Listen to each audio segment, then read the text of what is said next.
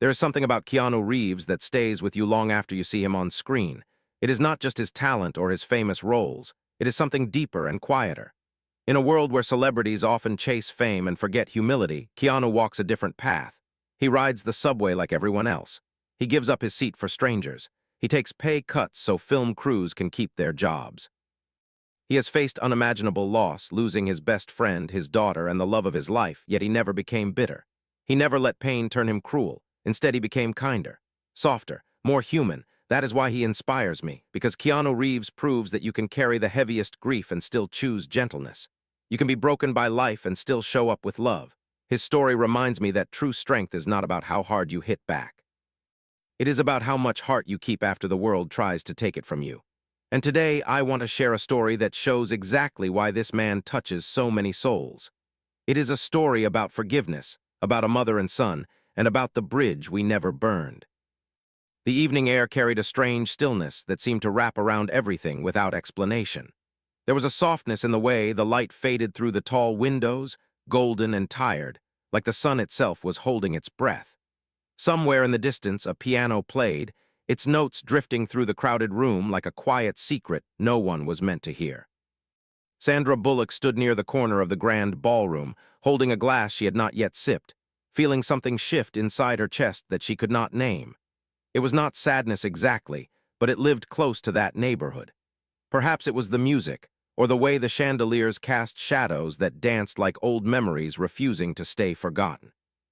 She had not wanted to come tonight. The charity gala for foster children was important to her, deeply important, but grief has a way of making even meaningful things feel impossibly heavy. It had been months since she lost Brian, her partner, her rock, and the world expected her to keep moving forward. So she put on the dress, fixed her smile, and came to support children who needed someone to fight for them. But standing here now, surrounded by laughter and champagne and glittering conversations, she felt more alone than she had in weeks. She wondered if anyone noticed. She wondered if anyone ever truly notices the people who are breaking quietly in crowded rooms. That is when she saw him. Keanu Reeves stood near the terrace doors, half hidden by a marble pillar, his phone pressed against his ear. His back was turned to the room, shoulders slightly hunched, like he was trying to make himself smaller. There was nothing unusual about someone taking a call at an event like this. People stepped away constantly to handle business or escape small talk, but something about his posture made Sandra pause. Something about the way he leaned into the phone like it was the only thing keeping him standing made her heart skip without warning. She was not trying to eavesdrop. The noise of the gala should have drowned out his voice completely. But in that strange way life sometimes works, the music paused between songs, the crowd shifted, and his words floated across the space between them. "I know, Mom," he said, his voice cracking on the edges like thin ice over deep water. "I forgive you. I always did." Sandra felt her breath catch somewhere between her throat and her heart. She looked away quickly, feeling like she had witnessed something sacred and private, something not meant for outside eyes. But she could not unhear those words. They echoed inside her with a weight she did not expect. Forgiveness, always. What kind of pain lived behind those simple sentences? What years of silence and longing and hope existed in that single cracked voice saying words his mother might have waited a lifetime to hear? She watched from the corner of her vision as Keanu ended the call and stood motionless for a long moment. His hand dropped to his side, still holding the phone like he had forgotten it existed. Then slowly, almost mechanically, he lifted his other hand and wiped his eyes. It was a quick gesture, practiced, the kind of movement someone makes when they have learned to hide their tears in public spaces. When he turned back toward the ballroom, his face had rearranged itself into that familiar, gentle expression the world knew so well. But Sandra had seen the truth beneath it. She had glimpsed the wound before the bandage covered it again. The rest of the evening passed in a blur of polite conversations and posed photographs. Sandra moved through the gala like she was watching herself from somewhere far away. She smiled when expected and laughed when appropriate and said all the right things to all the right people. But her mind kept returning to that moment by the terrace doors, to those words, to that voice breaking over a single syllable. Mom. It was such a simple word, such a small collection of letters. Yet it carried entire universes of meaning inside it. Connection, loss, longing, betrayal, hope. Every person in this room had a mother. Every person had their own complicated story with that word. Sandra certainly did. Her relationship with her own mother had been beautiful but imperfect, filled with love but also with distances that were never fully crossed before the end came. She had learned to live with that incomplete feeling, that sense of conversations left unfinished. But she had never quite made peace with it. Later that night, as the gala wound down and guests began drifting toward their cars, a young journalist approached Sandra with a notebook and an eager smile. She was working on a piece about celebrities who support foster care causes, she explained, and wanted just a quick quote for her article. Sandra obliged, speaking about the importance of giving children safe homes and loving families. The journalist nodded enthusiastically, scribbling notes, and then, almost as an afterthought, she mentioned something that made Sandra freeze mid-sentence. Actually, the journalist said casually, I am also working on another story, about Keanu Reeves. Did you know he has been secretly reconnecting with his estranged mother over the past few years? Patricia, I think her name is. Apparently it is quite a beautiful story, forgiveness after decades of distance. I am hoping to interview him about it, but you know how private he is. Sandra felt the floor shift beneath her feet. Suddenly, the moment on the terrace made perfect sense. Those tears, that cracked voice, that single word carrying the weight of 40 years of silence and longing. Keanu was not just taking a phone call. He was rebuilding something that most people would have left in ruins. He was choosing to love someone who had not been there. He was doing the impossible work of forgiveness in a world that would have understood and accepted his bitterness. She thanked the journalist and walked slowly toward the exit, her mind spinning with questions she had no right to ask. What had happened between Keanu and his mother all those years ago? Why had she left? What had it cost him to grow up without her? And how, after everything, had he found the strength to say those words? I forgive you.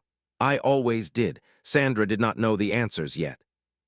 But standing in the cool night air outside the gala, looking up at stars that seemed impossibly distant, she knew one thing with absolute certainty. She needed to understand this story, not for gossip, not for entertainment, but because somewhere deep inside her own heart there were wounds that looked exactly like his. And maybe, just maybe, his journey toward healing could help her find her own. The bridge we never burned, she whispered to herself, not knowing yet that this phrase would come to mean everything. She climbed into her car and sat in the darkness for a long moment before starting the engine. Her phone glowed on the passenger seat, filled with messages she did not want to read and obligations she did not want to face. But her thoughts were somewhere else entirely. They were with a man standing by terrace doors, wiping tears that the world was never supposed to see.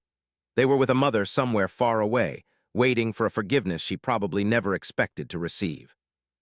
And they were with herself, with the complicated love and loss that lived inside her own chest, asking questions she had been avoiding for years. What would it mean to truly forgive? What would it cost? And what might she find on the other side if she ever gathered the courage to try? The night stretched ahead of her, full of silence and shadows, and the soft hum of a world that kept spinning whether anyone was ready or not. Sandra pulled out of the parking lot and drove toward home, carrying Keanu's words with her like a lantern in the darkness. She did not know where this story would lead. She only knew that it had already begun to change something inside her that had been sleeping for far too long. The morning light came slowly through Sandra's bedroom window, pale and hesitant, like it was not sure whether she was ready to face another day.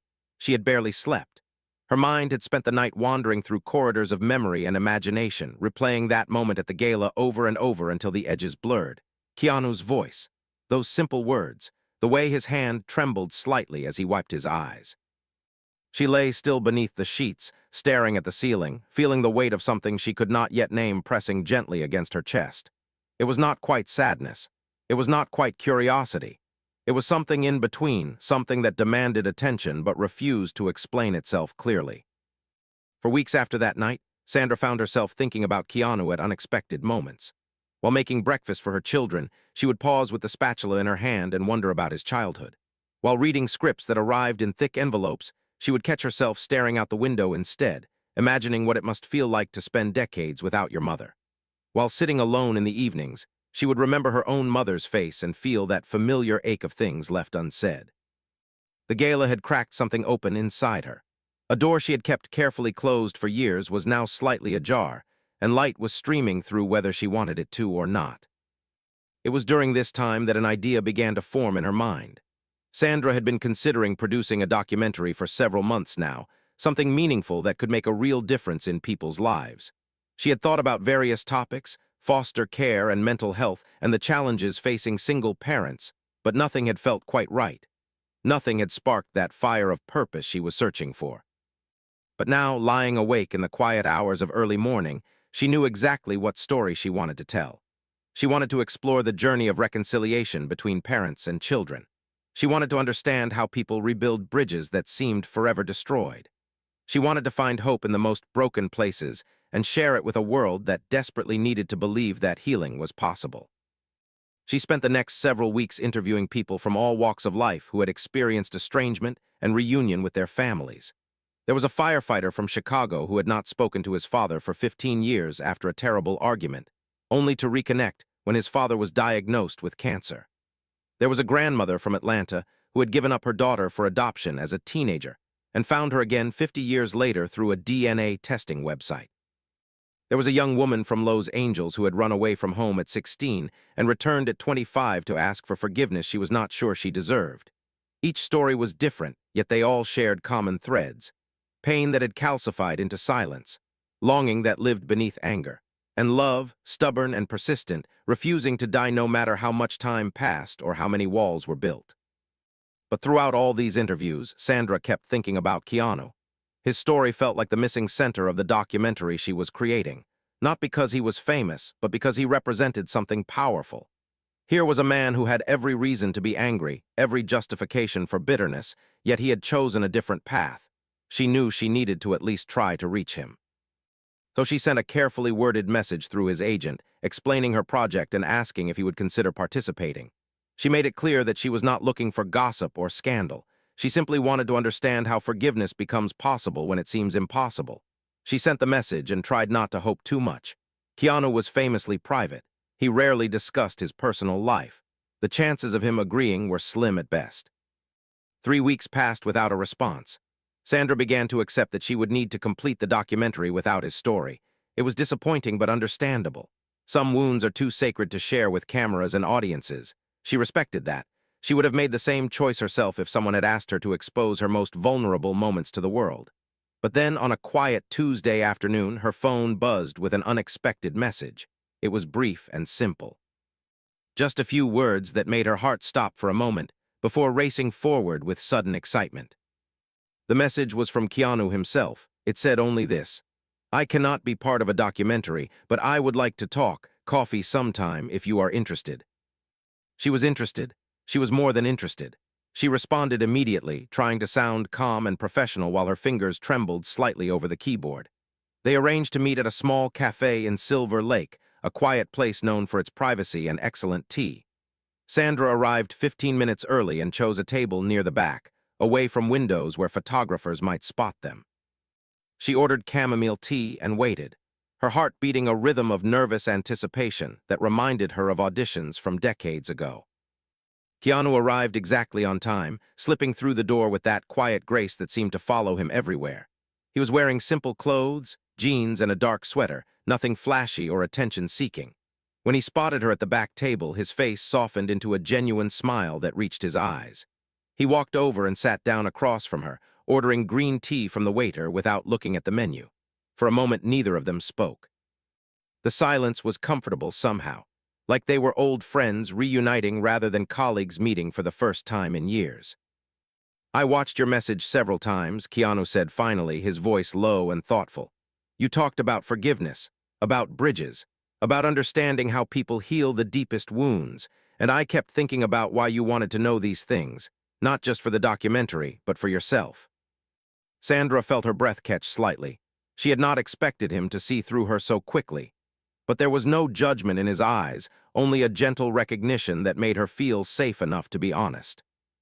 "You are right," she admitted quietly. "I lost my partner recently, and before that, years ago, I lost my mother. And there are things I never said, conversations we never finished. I think part of me is trying to understand how other people find peace with incomplete love, how they learn to live with the words that never got spoken."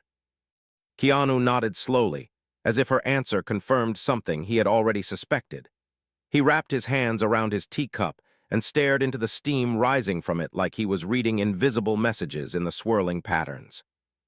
"My mother left when I was very young," he said, "and for a long time I did not understand why. I was just a child. Children blame themselves for everything, even things that have nothing to do with them. I spent years wondering what I did wrong, wondering if I was not enough, wondering if she ever thought about me when I was not there. He paused and took a slow sip of his tea.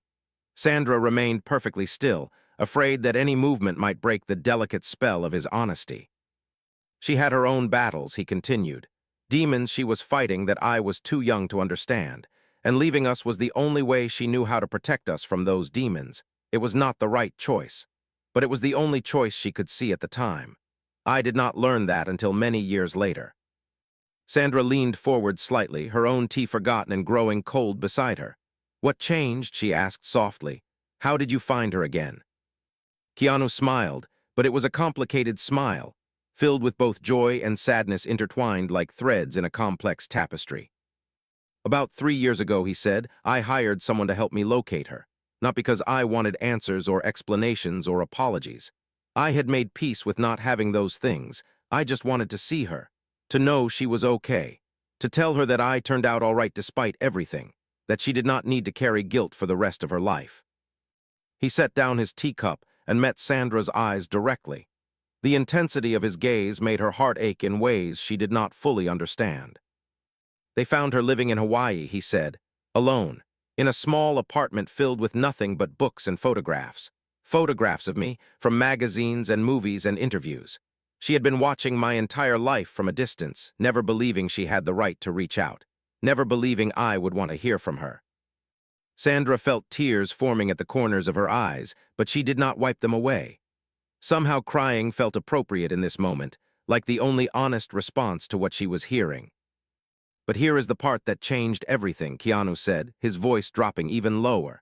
When I finally went to see her, when I finally knocked on her door and saw her face for the first time in decades, she started apologizing before I could even say hello. She had a whole speech prepared, all the reasons she left, all the ways she failed, all the guilt she had carried for 40 years. He paused again, and Sandra saw his own eyes glistening with unshed tears. And I stopped her, he said. I held up my hand and I said, Mom, I did not come here for apologies. I came here because I love you, and I forgive you. And those words, Sandra, those simple words, they meant more to her than anything I have ever done in my entire career. More than any movie, more than any award, more than any amount of money or fame. Sandra reached across the table and gently touched his hand. It was an instinctive gesture, one human being connecting with another in a moment of raw vulnerability. Keanu did not pull away. There is more, he said quietly. When I was helping her organize some things in her apartment, I found a box in her closet. A cardboard box filled with envelopes. Dozens of them, maybe 100, all addressed to me at various addresses where I had lived over the years, but none of them had ever been sent. Sandra's heart contracted painfully. Letters, she whispered. Keanu nodded. 35 years worth of letters. She had written to me every year on my birthday, every Christmas. Sometimes on random days when she missed me too much to stay silent. She poured her heart into those letters, all her love, all her regret, all her hopes for my happiness, but she never sent a single one. Why, Sandra asked, though she already sensed the answer. Because she did not believe she deserved a response, Keanu said simply. She had convinced herself that the kindest thing she could do was stay away. Let me build a life without the complication of her presence. She thought her silence was a gift. She never realized it was the one thing that hurt me most. They sat together in the quiet cafe as afternoon light shifted and shadows grew longer. Outside, the world continued its busy chaos, people rushing to appointments and checking phones and living lives full of distractions. But inside this small sanctuary, two people were sharing truths that most never speak aloud. Sandra understood now why Keanu had agreed to meet with her. It was not about the documentary. It was about recognition. He had seen in her message the same longing he carried himself. The need to make sense of love that arrives imperfectly. The desire to understand that broken people can still love deeply, even when their love comes wrapped in silence and distance. Before they parted that afternoon, Keanu made Sandra an unexpected offer. He reached into his jacket pocket and pulled out a folded piece of paper, worn soft at the edges from being handled many times. This is one of her letters, he said. The 7th one. My mother gave me permission to share it with you. She said if it helps one person understand that leaving is not the same as not loving, then her pain will have meant something. Sandra took the letter with trembling hands, holding it like the sacred object it was. She did not open it there in the cafe. Some things deserve privacy and stillness and time. I am bringing her to Lowe's Angels next month, Keanu said as they stood to leave. It will be her first time seeing where I live, where I built my life. And Sandra, I do not know how much time we have left. She is not well. But whatever time remains, I want to fill it with as much love as 40 years of silence tried to steal from us. Sandra embraced him then, a real embrace between two people who had become unexpected allies in the complicated journey of healing. As she drove home that evening, the letter sat on her passenger seat like a living thing, radiating importance. She did not know what words waited inside that folded paper. She only knew they would change her. She could feel it already, that shift in the atmosphere of her heart, that subtle trembling that comes before something profound. That night, alone in her study with a cup of tea growing cold beside her, Sandra finally unfolded the letter Keanu's mother had written decades ago but never sent. And as she read the words, tears streamed down her face in rivers she could not control. Not tears of sadness, tears of recognition, tears of a heart finally understanding something it had needed to learn for a very long time. The words on that worn paper would haunt her and heal her in equal measure. But that story belongs to tomorrow. Letter sat unfolded in Sandra's trembling hands, its paper soft and yellowed from years of waiting in darkness. The handwriting was small and careful, each letter formed with the kind of attention that comes from someone who believes their words might be the last connection they ever make. Sandra read slowly, her lips moving silently over phrases that seemed to reach across decades and speak directly to her own wounded heart. The room around her faded into nothing. The ticking clock on the wall disappeared. Even her own breathing became something distant and unimportant. There was only the letter, only these words, only a mother's love trapped in ink and silence for 35 years. My beautiful boy, the letter began. Today you turn 12 years old, and I am watching you from a place you will never know. I saw your photograph in a magazine at the grocery store. You were smiling, standing next to some friends from school, looking so happy and whole that I had to lean against the shelf to keep from falling. I bought that magazine.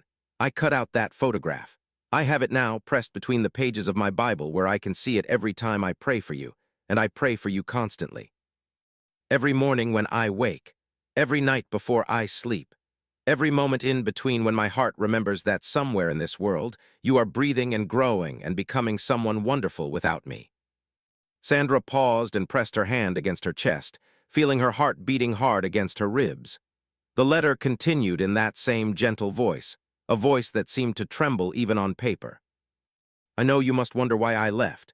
I know you must have questions that keep you awake at night the same way questions keep me awake. And I wish I could give you answers that make sense. I wish I could explain that leaving was not about not loving you. It was about loving you too much to let my darkness touch your light. I was drowning, my sweet boy, drowning in waters I could not name and could not escape. And the only thing I knew for certain was that if I stayed, I would pull you down with me, so I let go. I released your hand and watched you float toward safer shores. And every day since then, I have wondered if I made the right choice. Every day I have questioned whether my absence was a gift or the cruelest thing I could have done. The words blurred as tears filled Sandra's eyes and spilled down her cheeks. She wiped them away and kept reading, unable to stop now even if she wanted to. I watched your first movie 17 times in the theater, the letter continued. Not because I loved the film, though I did, but because for 2 hours I could sit in the darkness and see you breathing. I could watch you move and speak and smile. I could pretend that the distance between us was just a screen, something thin and temporary that might dissolve if I reached out far enough. I memorized every expression on your face, every gesture of your hands.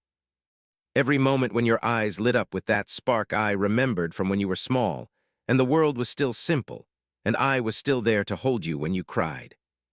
Sandra set the letter down for a moment, overcome by emotion she could not control.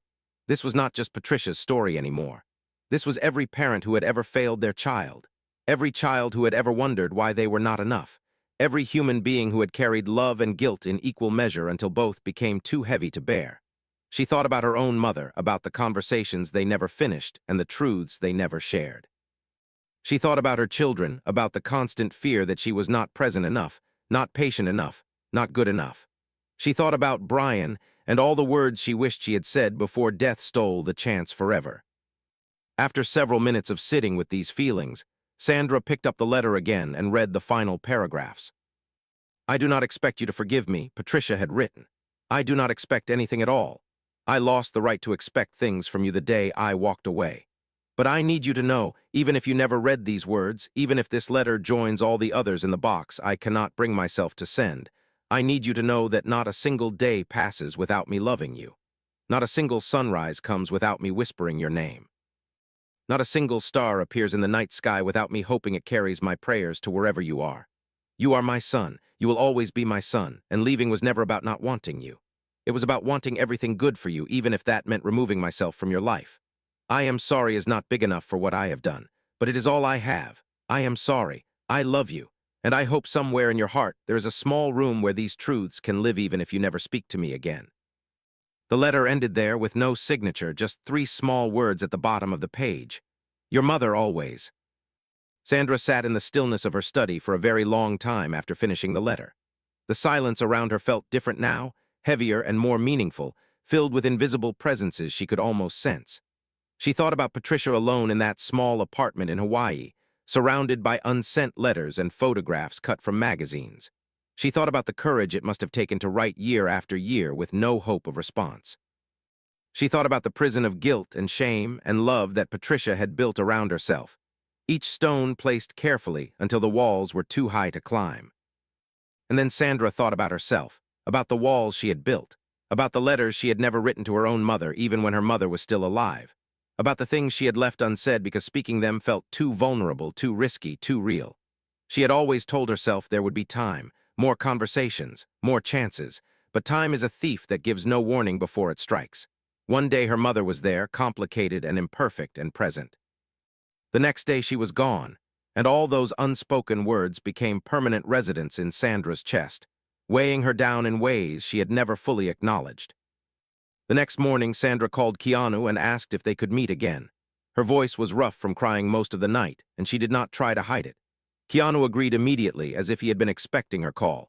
They met at the same cafe in Silver Lake, the same back table, the same gentle privacy that allowed for honest conversation. Sandra brought the letter with her, folded carefully in her purse like something precious and fragile. When she handed it back to Keanu, her hands were steady but her eyes were wet. I understand now, she said quietly, not everything. I do not think anyone can understand the full depth of another person's pain, but I understand enough. Your mother was not running away from you. She was running away from herself, from the parts of herself she was afraid might hurt you. Keanu nodded, his expression soft and open. It took me many years to see that, he admitted. When I was young, all I felt was abandoned. All I knew was that my mother had left and other mothers stayed. I compared my life to my friends' lives and found it lacking. I built stories in my head about what must be wrong with me, what I must have done, why I was not worth staying for. Those stories lived in me for decades.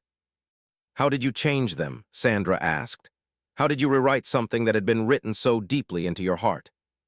Keanu was quiet for a moment, stirring his tea slowly, watching the small whirlpool his spoon created. I met someone once, he said finally, a therapist who specialized in childhood wounds, and she told me something that changed everything. She said that children always blame themselves because that gives them a sense of control. If it is my fault, then maybe I can fix it. Maybe I can be better and make them come back. But the truth is that adults make adult choices for adult reasons, and children are almost never the cause. She said my mother's leaving was about my mother's pain, not my worth. And hearing those words, Sandra, really hearing them for the first time, it was like a chain breaking inside my chest. Sandra leaned forward, absorbing every word like water into parched earth. But understanding is not the same as forgiving, she said. How did you make the leap from one to the other? Keanu smiled, a gentle expression touched with sadness. I realized that forgiveness is not about the other person, he said. It is about yourself.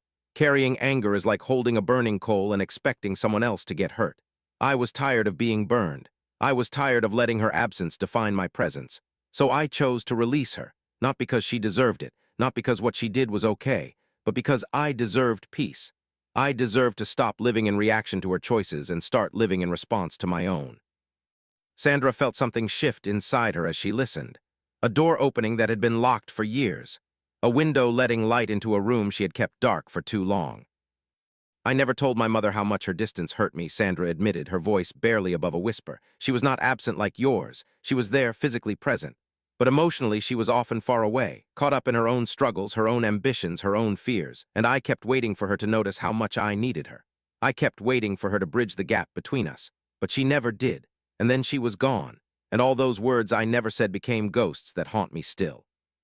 Keanu reached across the table and gently covered her hand with his own. The beautiful thing about love, he said softly, is that it does not require the other person to be present to be expressed. You can still write those letters to your mother.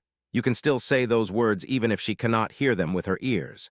Because speaking our truth is not just about being heard. It is about being honest with ourselves. It is about releasing what we carry so it does not crush us. Sandra looked at him through tears that blurred the edges of everything. Is that what your mother's letters were, she asked, a way of releasing what she carried? Keanu nodded slowly. Yes, he said, she wrote them knowing they might never be read, but the writing itself was healing. The putting of love into words, even unsent words, was a way of keeping love alive, of refusing to let silence become the final statement. They talked for hours that afternoon, two wounded healers sharing their scars and their strategies for survival. Sandra learned more about Patricia's journey, about the demons she had fought alone in the years after leaving her children. Addiction, depression, the constant pull of self-destruction that she battled daily with weapons forged from sheer willpower. Patricia had never stopped loving her son. She had only stopped believing she was worthy of being in his life. And Sandra shared her own struggles, the guilt of being a working mother in an industry that demanded everything. The fear that she was repeating her own mother's patterns with her own children.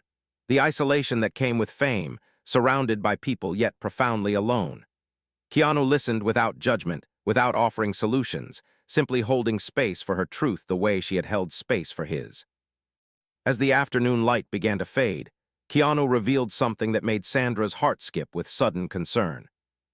My mother is coming to Los Angeles in 3 weeks, he said. I have arranged everything. A comfortable flight, a room prepared in my home, time together that we have waited 40 years to have. But Sandra, there is something I have not told you yet. Sandra felt a chill run through her despite the warmth of the cafe. My mother is ill, Keanu continued, his voice steady but carrying an undertone of grief. The doctors are not certain how much time she has left. It could be months, it could be less. That is why I found her when I did. That is why I refused to let another day pass without bridging the distance between us. Because time, Sandra, time is the one thing we cannot buy or borrow or steal. Once it is gone forever.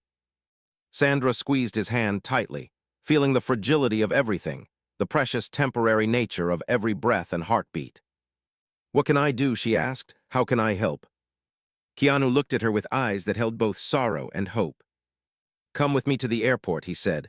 When she arrives, be there when I bring my mother home. Sandra did not hesitate for even a second. Yes, she said, I will be there. The next 3 weeks passed in a blur of preparation and anticipation. Sandra found herself unable to focus on work, on scripts, on the usual demands of her career. All she could think about was the reunion that was coming, the mother and son who would finally stand in the same space after decades apart. She also found herself writing, late at night when the house was quiet and her children were asleep, writing letters to her own mother, letters filled with all the things she had never said. I was hurt, I was lonely, I needed you, I loved you anyway, I understand now, I forgive you. She did not know if she would ever share these letters with anyone. Perhaps they would join Patricia's unsent collection, words that served their purpose simply by existing. But the writing itself felt like healing. Like Keanu had said, putting love into words was a way of keeping it alive. The night before Patricia's flight, Sandra could not sleep. She stood at her window watching the city lights flicker like earthbound stars, thinking about all the reunions that never happen, all the words that die unspoken, all the love that gets buried under pride and pain and the stubborn belief that there will always be more time. Tomorrow would be different.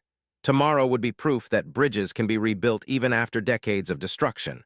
Tomorrow would be evidence that forgiveness is possible even when it seems impossible. But Sandra could not shake a strange feeling in her chest, a whisper of unease that had no clear source.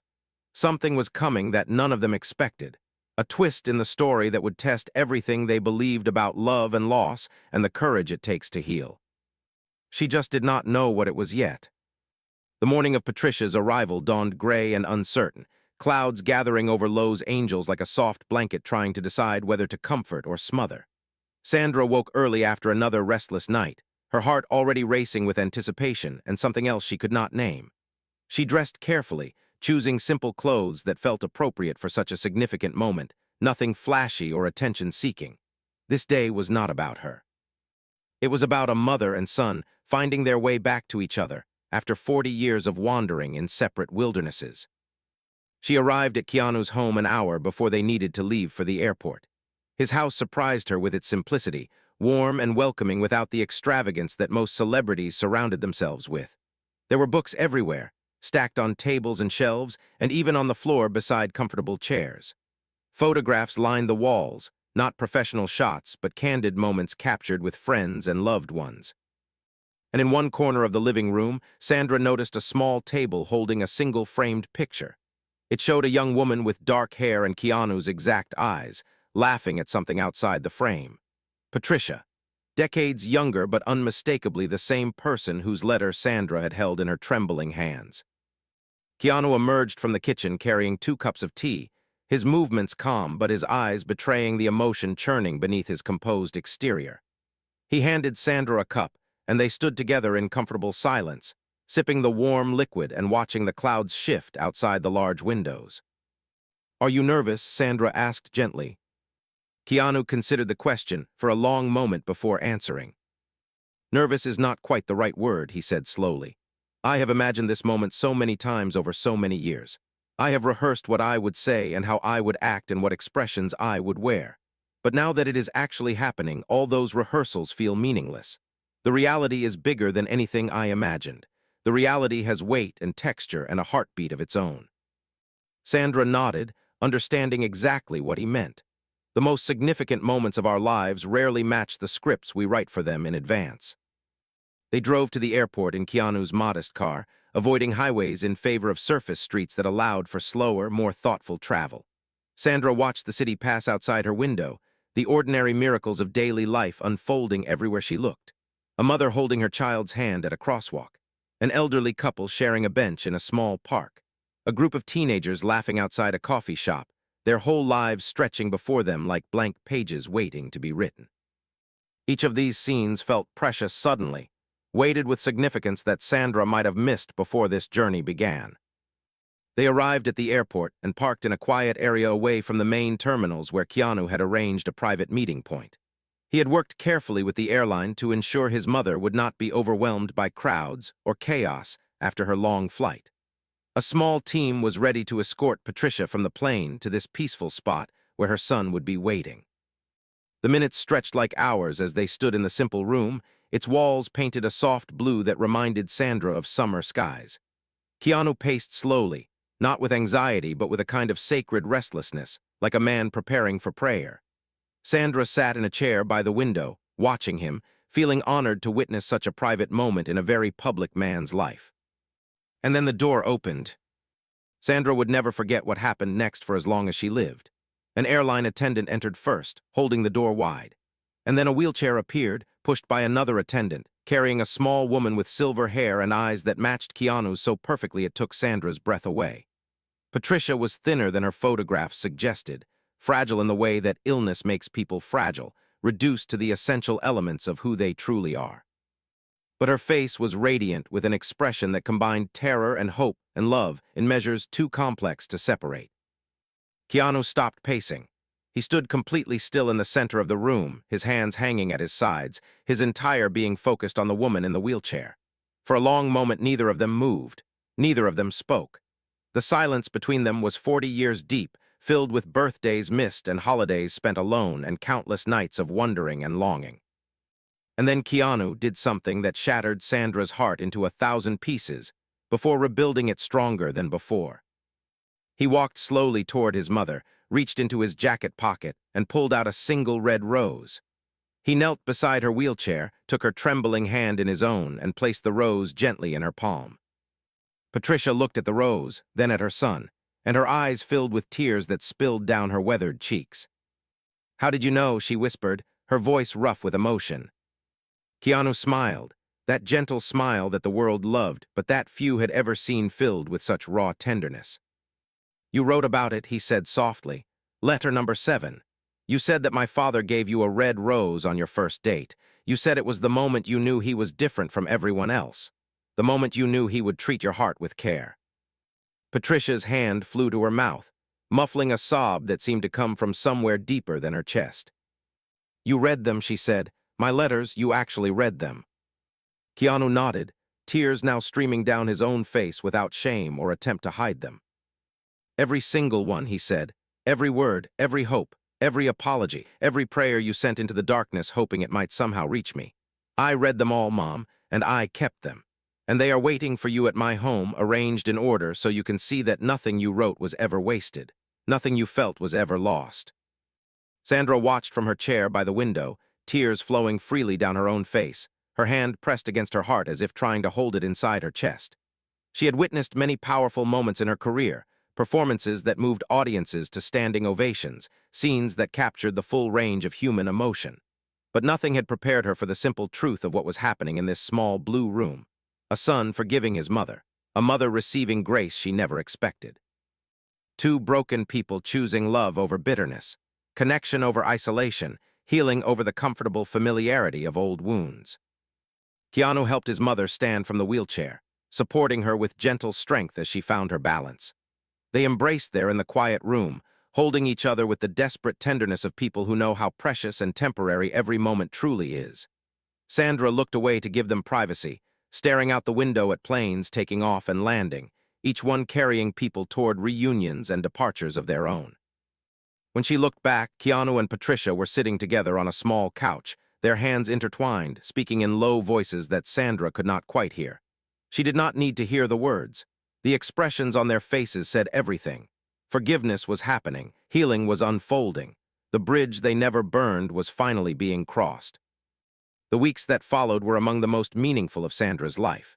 She visited Keanu's home often, watching the relationship between mother and son blossom like flowers in a garden that had been waiting decades for rain. Patricia was weak and growing weaker, her illness advancing despite the best medical care Keanu could provide. But she was also more alive than she had been in 40 years, filled with purpose and joy and the profound relief of finally being home. Sandra spent hours talking with Patricia, listening to stories about Keanu as a baby, hearing about the struggles that had led to her departure, understanding the complex web of pain and love and guilt that had shaped her life. Patricia spoke openly about her mistakes, not excusing them but also not drowning in shame anymore. Her son had forgiven her. Her son had sought her out. Her son had proven that love does not keep score of wrongs, that grace is always available to those who are willing to receive it. And Patricia shared something with Sandra that changed her understanding of everything.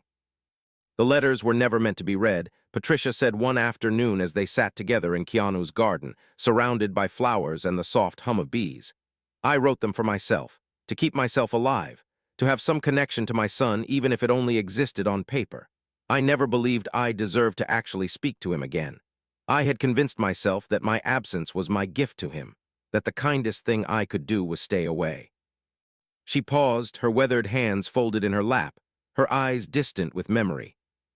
But I was wrong, she continued. My silence was not a gift. It was a prison I built for both of us. I thought I was protecting him from my darkness, but all I was doing was denying us both the chance to heal together. I was so focused on what I thought I deserved that I forgot to ask what he might need. And what he needed, what he always needed, was simply to know that I loved him, that I never stopped loving him.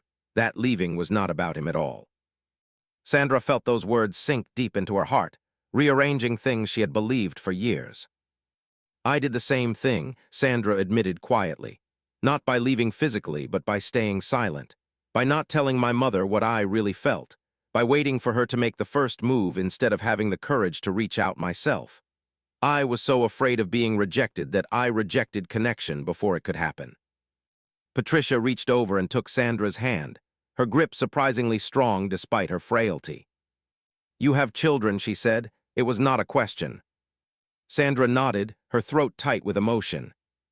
Then you still have time, Patricia said gently. You can still break the pattern. You can still say the words that matter. You can still build bridges instead of waiting for someone else to build them for you. Do not make my mistake, Sandra. Do not let decades pass in silence when a single conversation could change everything. That evening, Sandra went home and did something she had been avoiding for months. She sat down with her children and talked to them honestly about her fears and struggles.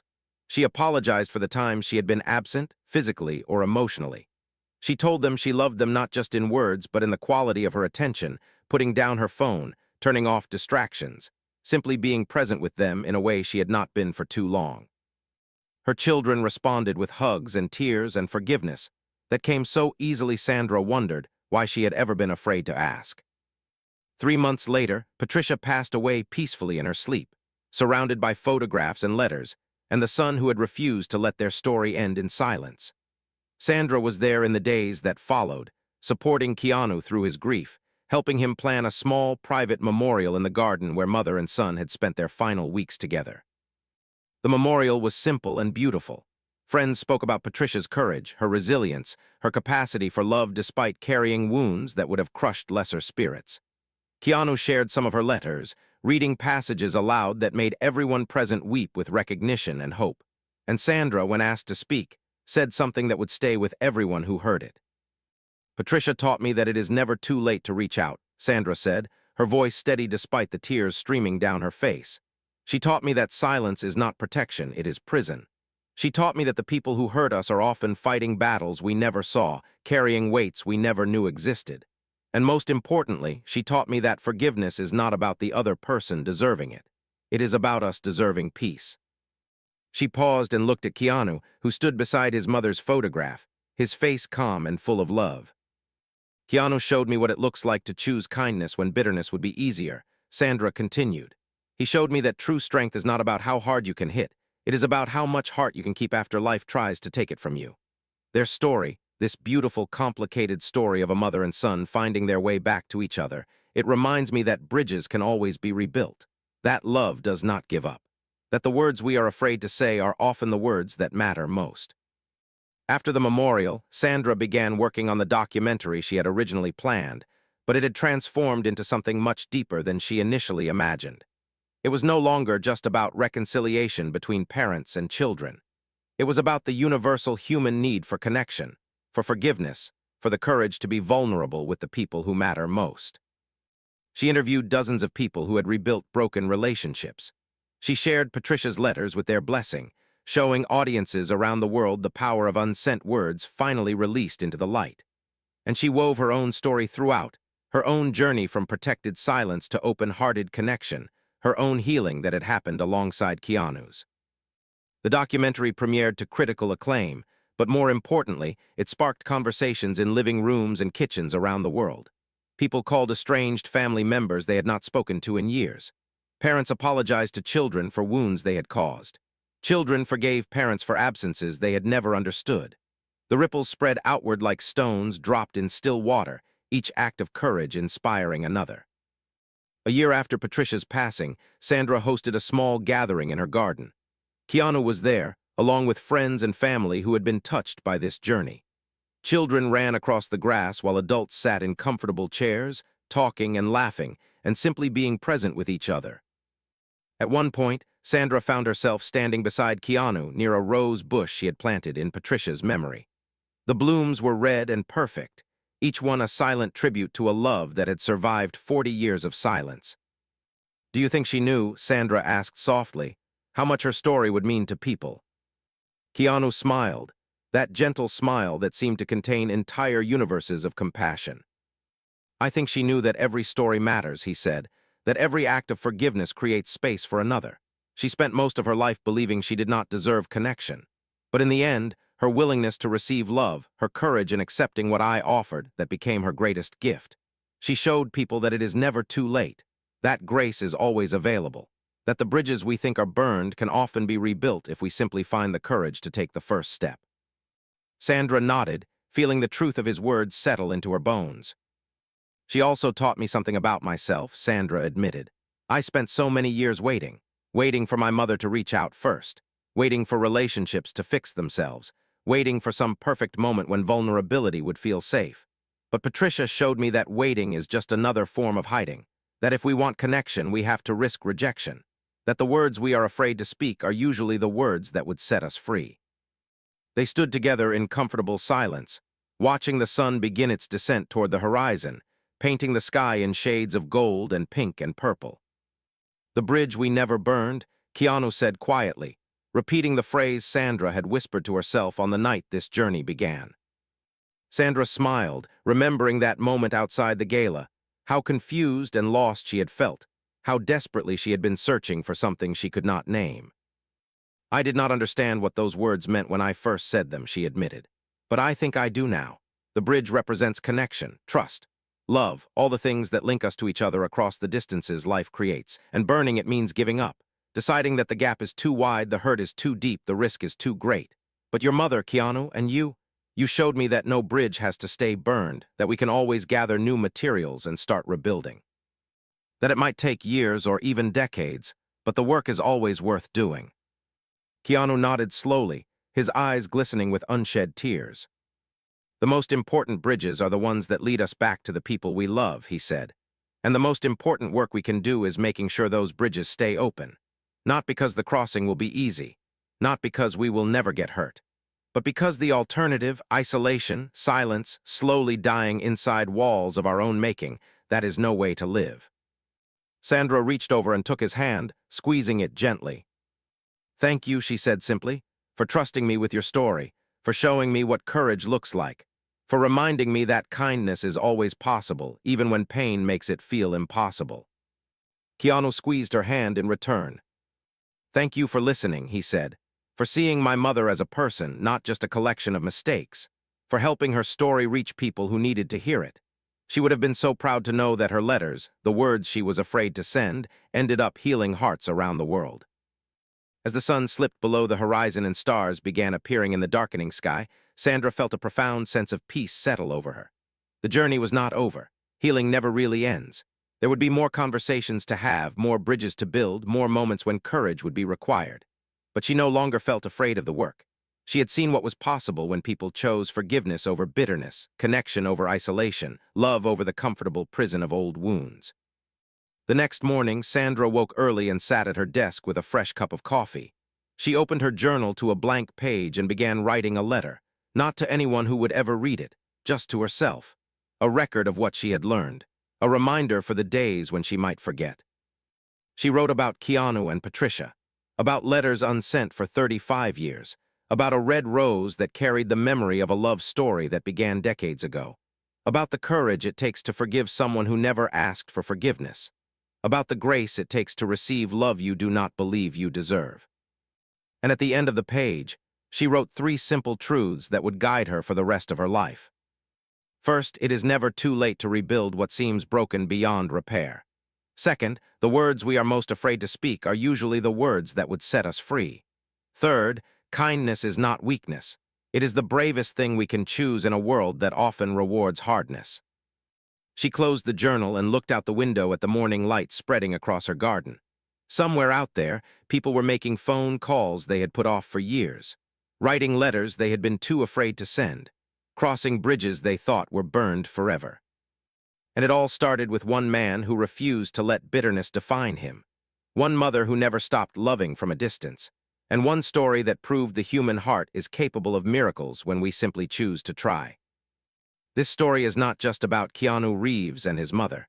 It is about all of us, about every relationship we have neglected, every word we have left unspoken, every bridge we have allowed to crumble because rebuilding felt too hard or too risky or too late. But the beautiful truth at the heart of this story is that it is never too late. Not really. Not if we are willing to take the first step. Not if we find the courage to speak the words that have been living in our hearts, waiting for release. Keanu taught us that forgiveness is not about the other person deserving it. It is about us deserving peace. It is about refusing to let someone else's choices define who we become. It is about choosing love when hate would be easier, choosing connection when isolation feels safer, choosing hope when despair seems more realistic. Patricia taught us that leaving is not always about not loving. That sometimes the people who hurt us most are the ones fighting the hardest battles we cannot see. That silence can be a prison we build for ourselves, trapping both our pain and our love behind walls that grow higher every year. And Sandra taught us that it is possible to change, even after years of living a certain way. That we can break patterns we thought were permanent. That vulnerability is not weakness, but the doorway to every meaningful connection we will ever have. So I ask you today, as you finish this story and return to your own life, who in your world needs a phone call you have been putting off? What letter needs to be written even if you never send it? What bridge needs rebuilding before time runs out and the chance is lost forever? Do not wait for the perfect moment. There is no perfect moment. There is only this moment right now with all its messiness and uncertainty and fear. Take the step anyway, speak the words anyway, reach out anyway. Because the most radical act of courage in this world is not fighting or conquering or winning. It is loving. It is forgiving. It is choosing kindness when everything inside you wants to choose protection instead. That is the lesson Keanu's life teaches us. That is the gift Patricia's letters gave the world. And that is the truth I hope you carry with you long after these words have faded. The bridges we never burn are the ones that lead us home.